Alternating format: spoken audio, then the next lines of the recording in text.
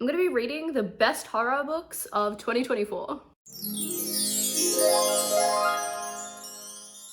Hey, it's Stasi, and I'm going to be reading the top 5 horror books of 2024 as decided by Goodreads. The Goodreads Choice Awards is the thing that happens every year. Some of us have particular feelings about it.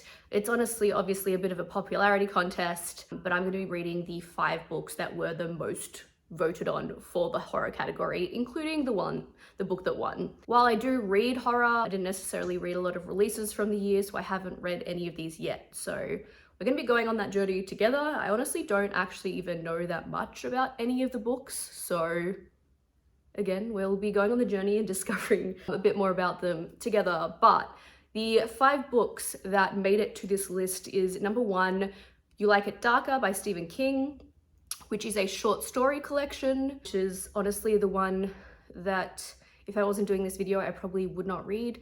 Not a big fan of short stories. In general, they can be very hit or miss, and I also have mixed experience with Stephen King in particular. Often love his stories, like It 2017 is one of my favorite movies, but his writing I can have some problems with, whether it's things that are outdated, whether it's the way he writes women, whether it's just how long-winded some things are. Yeah, definitely haven't always gotten along with his writing, though there are some things I've read that I've enjoyed, so there's that. The second most voted for was, I believe, We Used to Live Here, which I was actually going to be reading this month anyway because it's Melbourne Bookish Book Club's pick of the month. I run Melbourne Bookish Book Club. You know, if you're in Melbourne, feel free to join. It is primarily run through Facebook.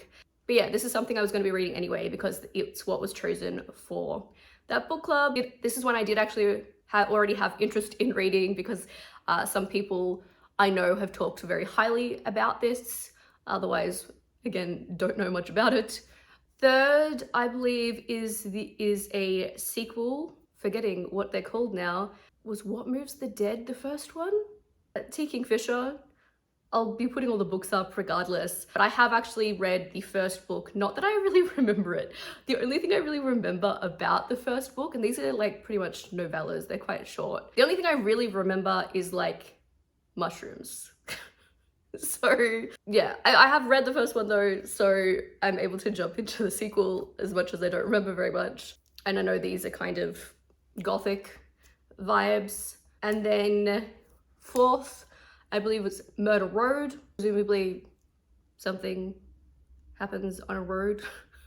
Like, you know, I think horror in particular is a genre where I think going into books knowing very little is sometimes the best way to approach it. And then fifth is the other book that was already on my radar and that I already really wanted to read, which is Bury Your Gaze by Chuck Tingle. Chuck Tingle's a bit of an infamous name, does a lot of weird romance stuff, which is kind of a running joke at this point. But he's come out with a couple of horror novels in recent years, and they're queer horror, and I love queer horror. So this is something that I have, as I said, I already had a lot of interest in reading, but that's kind of as much as I know though. Queer horror, Chuck Tingle. So yeah, that is what I'm going to be reading for this video. You're going to be coming along with me as I read these books to see what I think of them, and you'll be coming along with me to see what I get up to in the weeks when I'm reading these books. But yeah, the Stephen King's one's the one I'm the least looking forward to reading. The Chuck Tingle's the one I'm the most excited to read. So that's kind of where I'd expect them to be placed at the end, even though the Stephen King short story collection was the most voted for. But that's because Stephen King, if he publishes a book, it's often wins the best horror in Goodreads because, again, it's that popularity contest, and he's like the only horror writer who's really like a household name kind of thing, because horror is such a, you know, genre fiction in general often isn't as widely popular and read. But yeah, I love me a horror. I'm excited to get into these, and I'd love to hear what you think as we go along. So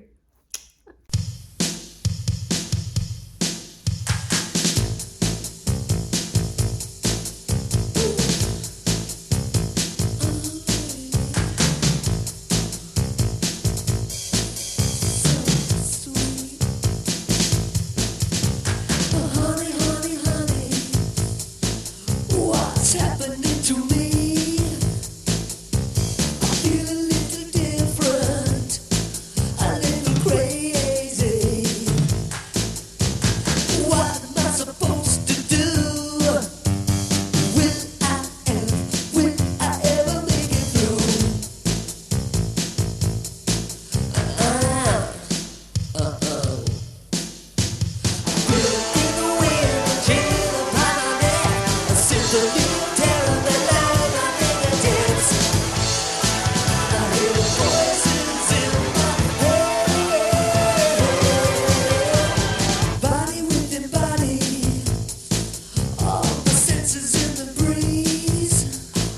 basically haven't slept because this summer is killing me, but I only have a few hours left of Bury Your Gays, which is about a screenwriter who's being pressured to kill off his gay characters, and there's been weird stuff going on, and I've been finding it interesting. I'm enjoying it. I'm interested to see where it goes, if I can like stay awake to comprehend the ending, because I think I just did doze off and miss some things, but welcome to awkward windowsill angle, also exposing the fact that I have been doing my makeup on the floor. Maybe just don't look behind the PC. Nobody should really have to be exposed to that, but this just happens to be where the window is. So I did finish Bury Your Gays, and I did really like it. It also went in a direction that I definitely wasn't expecting. I was not expecting kind of what was behind all the weirdness, did not call that. I also listened to the audiobook, and the audiobook was pretty good. I can have a lot of trouble with a lot of audiobooks often. That looks even so much more exaggerated in the camera. But yeah, I thought it was a really good horror, which is also, it's just so funny because Chuck Tingle is a name that's been associated with a lot of like really weird smut, essentially. Like if you look him up, the books that he wrote, like it's kind of a running joke, right? But then he's come out with, I think, 2 horror novels now. I think this was his second, and it's actually a much more kind of serious critique of things, which makes it a bit funny, but it was really good. And it had like critique of the movie industry, but also like big business, you know, corporate greed, all those kind of things. We also got to explore the main characters' kind of personal experiences with gayness and coming out, but also like a bit of a general discussion of how queer identity is treated and used, particularly in like cinema, in media. So it had a lot of really interesting things that it was exploring, as well as then there was all this kind of weird and creepy stuff happening, obviously, because it's a horror. And so we had this we had a few different things going on where we had this weird stuff happening, and that was happening around and to our main character. And then we also had like flashbacks and exploration of his past. And then we had all the general kind of stuff about what it was saying about the movie industry, basically. And something that was really interesting is that every now and then there'd be these small little sections that were like a script, or at least they were being told in a different way, because overall most of this book was from the perspective of our main character, but then every now and then there would be this little other section where we had you know, a separate narrator, and sometimes they would be narrating what our main character was doing. And then when you find out like what's actually going on in this book, that does make a lot of sense as to why that was going on the way it was. So it all just came together in a really interesting way. Trust the process. Just like with my like visual art, my makeup often is also a bit of a trust the process. I'd probably give this book 4 stars. I just find it really difficult to give out 5 stars unless I'm like in love with a book, unless I, you know, really love it, think it's one of the best things I've ever read. Like I find it really hard, you know, I think that's just my personal hang up with things. But yeah, I do find it really difficult to give out 5 stars in general, but this was a good book, and so I'm glad I started with it because we're off on a high note. I think I'm going to listen to Murder Road next, which I know nothing about. Like I have no idea what to expect, but we'll see. Yeah, I do primarily have audiobooks lined up because it's just the way I know I'm gonna be able to get through these, because I don't know, I've been in this position where I feel like when I'm sitting down physically reading a book, like I kind of feel like I'm wasting time because I feel like there's so many other things I could be doing, whereas if I'm listening to an audiobook, at least I can do other things. Although in saying that, yesterday I had not slept at all, so I was just sitting on the couch listening to the audiobook. But on that respect too, I probably couldn't have physically focused on reading a book either. But anyway, I'm going to go look at crystals and dinosaurs today, so I'm going to finish my makeup. I'll show you how it turns out because it'll look nothing like this, and then you'll probably see some clips of that. But this was a good one. This was a good one. She's looking just a bit different now. Just a bit. Looking out into the black, something's moving in the trees.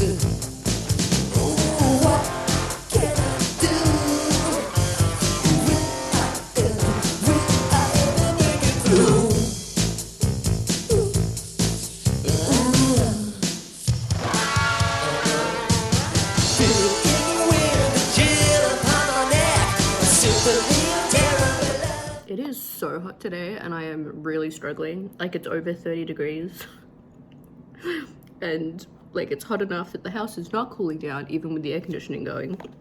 I'm eating dinner though, leftover stir fry.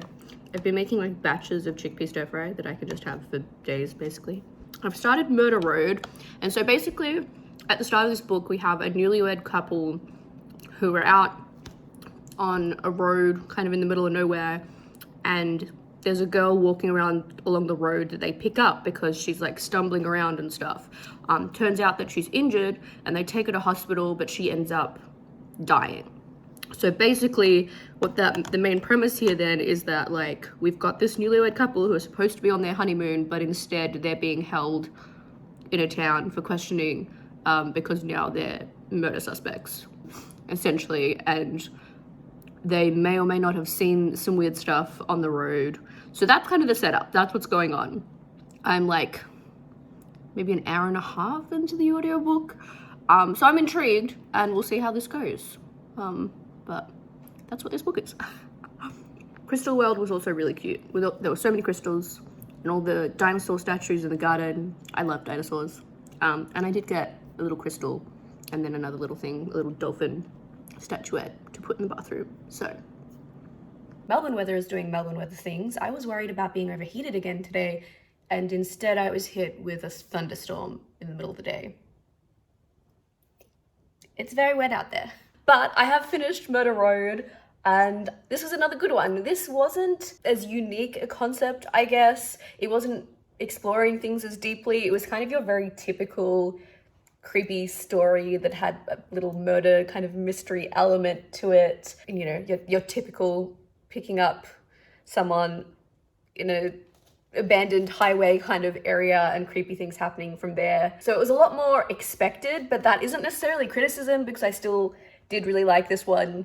It was interesting the way it unfolded, and even though it wasn't necessarily like super surprising, you know, sometimes you do just want a kind of expected horror story. So this was still a good one. I would also give this 4 out of 5 stars, although if I'm ranking them, I would probably put this below Bury Your Gaze, but still a good one. So far, this is a positive experience, which is great. I've liked both of these books so far. And I've actually been reading a lot of like really mediocre books, I feel like, last year, which is probably part of why I wasn't reading very much. I haven't even really been posting reading wrap-ups and things because, yeah, there were many months there that I read like 1 to 3 books, which is much lower than my usual reading. So yeah, and not finding things I was super excited about, I think, was part of that. But these have been good. These have been good. I don't think I read as much horror last year as perhaps I should have, because I do love the horror genre. So 3 more books to read. Although I still don't have the Stephen King one because I think that's not something I'll be able to read as an audiobook. But then I have to buy it because it doesn't seem to be available anywhere. And the ebook is just expensive as the physical book. But like, my bookshelves are already full. The eternal struggle. But anyway, I've got like a family afternoon tea for Nathan's cousin's 30th today. So that's why we are dressed up again. But then again, yeah, I wore this really summery outfit and now it's thunderstorming, but it's fine. I'm just gonna chuck on a cardigan and we'll be good. But it's a bit funny. Just a little bit. I hear voices in my head.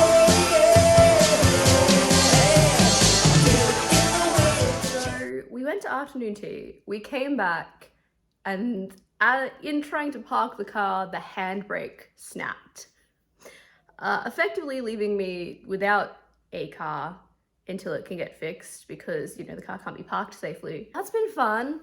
After a whole bunch of stress yesterday morning, though, it seems like I will be able to get it fixed tomorrow. But anyways, today I'm actually going to lunch with some friends kind of outside of Melbourne. So it's kind of like a mini road trip, day trip situation.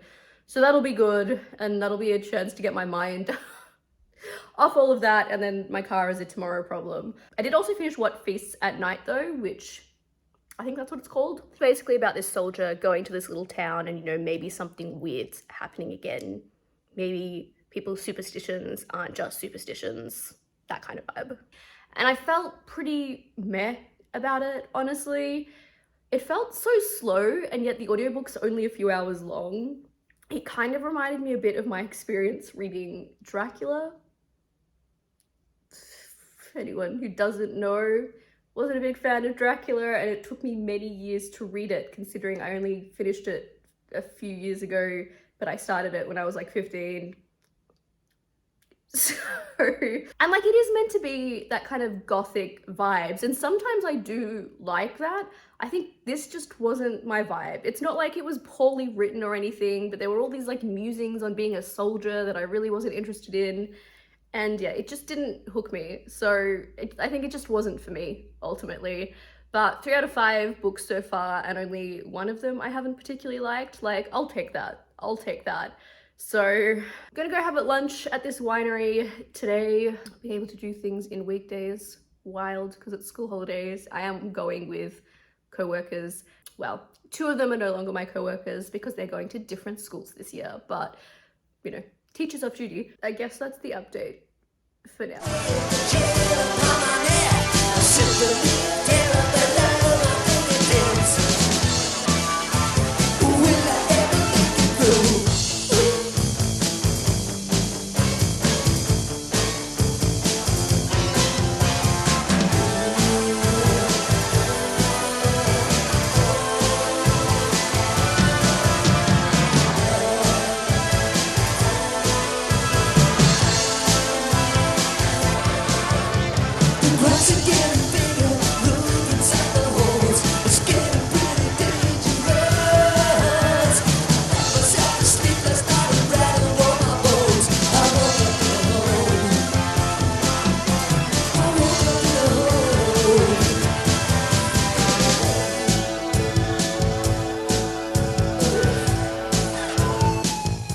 I've started We Used to Live Here. I've kind of like got the sweats and don't feel great today after getting sunburnt yesterday. I think the heat has really messed with my body. So I'm laying in bed listening to an audiobook. But, you know, the setup so far is that we've got this woman who's just moved into this house with her girlfriend, and then a family arrive on her doorstep, and the man's like, I used to live here, can we have a look around? She ends up saying yes, and so they're in the house, and the youngest daughter has just gone missing as they were about to leave. Apparently she does this quite regularly, where she like plays hide and seek kind of thing. So that's the setup of what's going on. We've got this woman alone in the house because her girlfriend's out with this family, and they're looking for the little girl. That's the setup of the story. That's kind of what's happened so far. So far, I'm definitely intrigued. It is promising. Yeah. Also, my car is fixed, so that's good. That got organized this morning, so we're good. This family, like, this book is making me so angry because I like hate this family so much. Like, it's just been like little thing after little thing, but like I would have never let them in the first place, but like every little thing I would be demanding they leave, and it's like I don't understand. It's just making me mad, and there's weird stuff happening, so like obviously there's more going on, but like from the very outset I'm just like mad. I don't know. Like, I'm interested to see where it goes though, I guess. I just made some little guys while streaming productivity sprints today. Still friends. Although the penguin's a little bit wonky, but we don't need to talk about that. I did also finish We Used to Live Here last night. I found it pretty frustrating overall.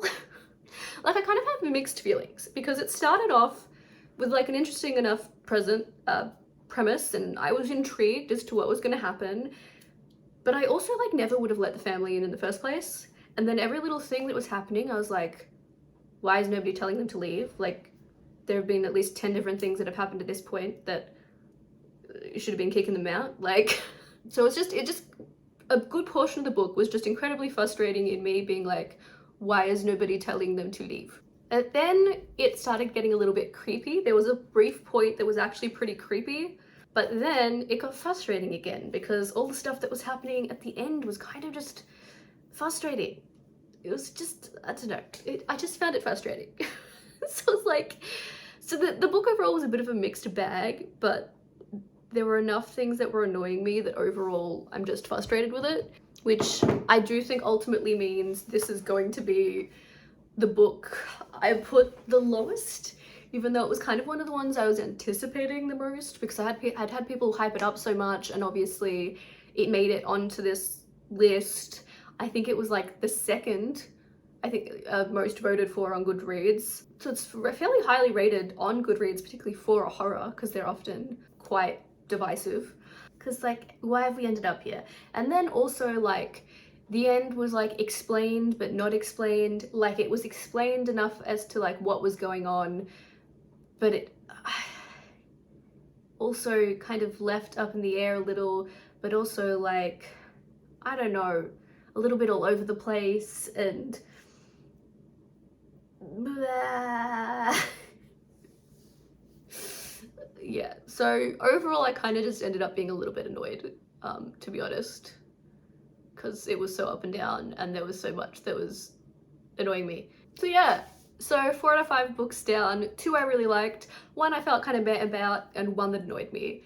And there's 1 left. The 1 left is the one that actually won the best horror book of 2024, but it's the one I've kind of been dreading the most. I think I am going to get the audiobook and see how I go, but when I previewed it, the narrator seemed like one I might not particularly jive with, and also I think an audiobook of short stories could be a little bit confusing, but I'll see how I go, and otherwise I'm gonna have to get the book, but we'll see how I go. I've just realized that I've been reading all of these books like in opposite order, like from the least voted on out of the 5 to the most, and that was completely unintentional. Completely unintentional, but that is the order that I've read them in because I just looked at the list. So that's just funny tidbit. So the first story in this collection is Two Talented Bastards, and it's in 3 parts, and the first part I was finding so boring, so it wasn't really a good start to the book. It wasn't promising. But basically this story, a man's father dies and he leaves his son some information that's hard to believe. But things did pick up in part 2, and so I did actually end up liking this story overall. So I think I'm gonna go let my mind be numb though, and just continue my Gilmore Girls rewatch before I go to sleep. I am currently doing a rewatch of Gilmore Girls. I think I'm on season 3, so that's what I'll be doing before sleeping.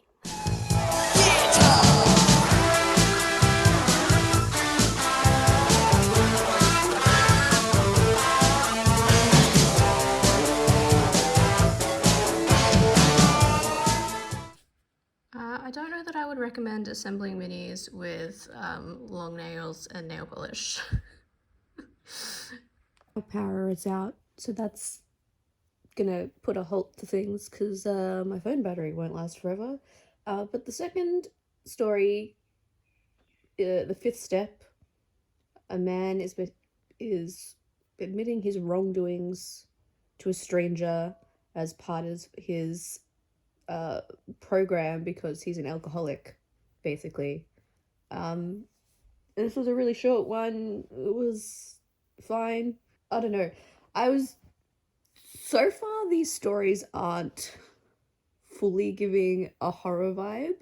Like the first one just felt like was just a sci-fi story, and this one like had a twist, but I don't know. It's also just hard to tell because short stories. So I don't really read many short stories.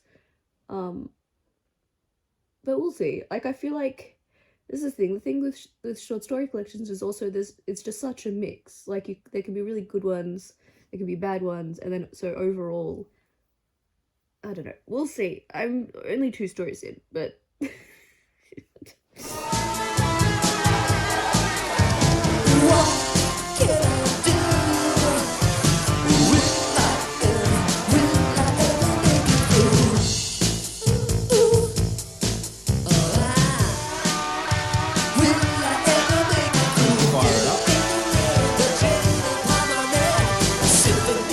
I've only got 2 stories left, so I'm almost done. I've liked some of the short stories, I disliked others, so you know, it's a bit of a mixed bag. I will say, why are white men still putting the N-word into print? Even if it's in the context of like, what things used to be called, it was very jarring to hear it said in an audiobook. But yeah, I mean, I know this is something that King's been doing for years and clearly is still. But anyway, but yeah, so I don't know what I'm gonna rate this overall. As I said, there's 2 stories left, but some I've really disliked and some I've liked. So it's the pain of short story collections. But now I am heading off to the Twitch Melbourne meet, first Twitch Melbourne meet of the year. And then tomorrow is Midsummer Carnival. So I've got a big weekend ahead.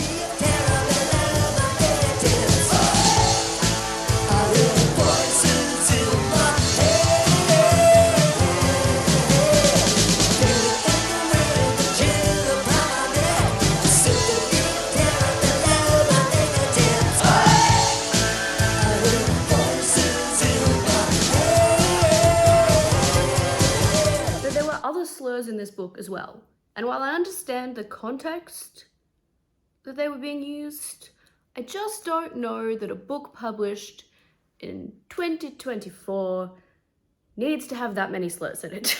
So that's one discomfort. But then just in general with the book, like there were some stories I thought were decent and that I liked well enough, but there were also stories I kind of hated, and there were also stories that I felt pretty indifferent about. So overall, with that kind of mixed experience, this definitely isn't a book that I would hold up as like the best horror of the year, which is clearly what it was voted. So I guess a takeaway from this experience is I do not necessarily share the reading taste of the general population. And yeah, the 2 books that I actually really liked were the 2 that were the least voted for out of these 5.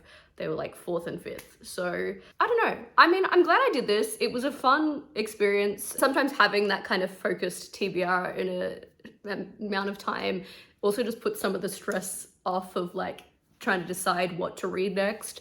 So it was a fun experience. It's the first year I've done something like this. I definitely don't regret doing it, and I definitely did read some things that I really enjoyed, but there was also some stuff in there that I maybe wasn't as big a fan of in places. So I would love to hear what you think the best horror of 2024 was, because while I did read horror books last year, I didn't really read much that was published in 2024. That's why I hadn't read any of these 5 books previously, but there were only 2 of these books were previously like on my radar and that I was interested in reading. But yeah, otherwise just let me know what some of your favorite horror is. I'd love some more horror recommendations, because you can't trust Goodreads users. That's gonna be it for this video though. Thank you for sticking around this long if you have done so. Even if you don't feel like leaving a specific comment, if you could post a little skull emoji or a little screaming emoji for all the scary horror things. But yeah, I finished all 5 books and I got up to lots of fun things since, you know, I'm currently not at work since it's school holidays. So hopefully this comes out all right, and I will see you next time. TT Fan and Stasi out.